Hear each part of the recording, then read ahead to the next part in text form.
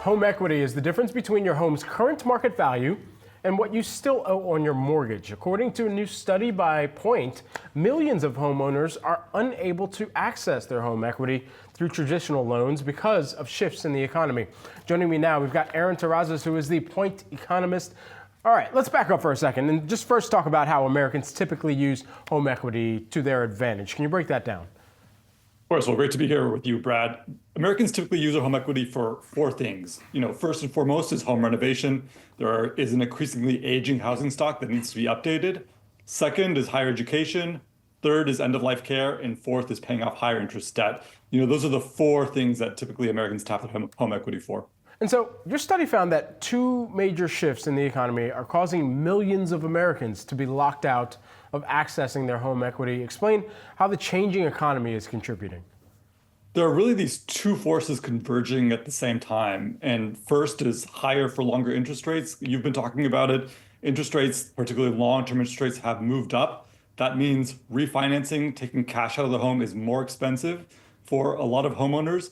And second, the shift in the labor market. We're all watching layoffs increase, kind of the unemployment rate kind of tick sideways, maybe a little bit higher, but careers are no longer just a linear path upward.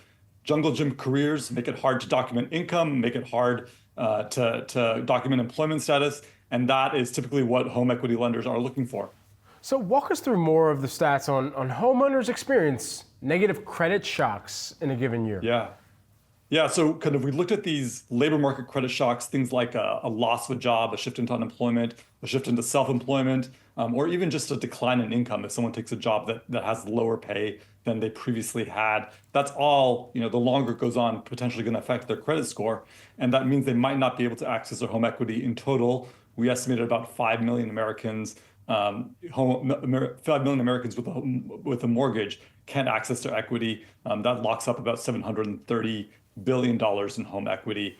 In a good year, about 1 in 9 Americans experiences one of these shocks. In a bad year, it can be much higher. Does this vary by region from what you've seen? Sure, there is kind of some regional variation. The biggest kind of clusters of locked-in equity are in the West and the South. There's also kind of 150 to 120 in the Midwest and Northeast. But again, the West, kind of where home values are very high, and the South, where there have been a lot of home purchases recently, homeowners who locked in relatively high mortgage rates. Is there any remedy that's in sight? What's your outlook?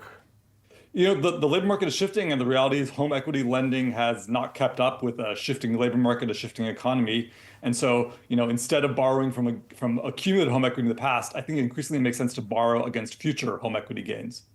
Aaron, thanks so much for taking the time here with us. Thanks for breaking this down as well. Really important issue. Thank you.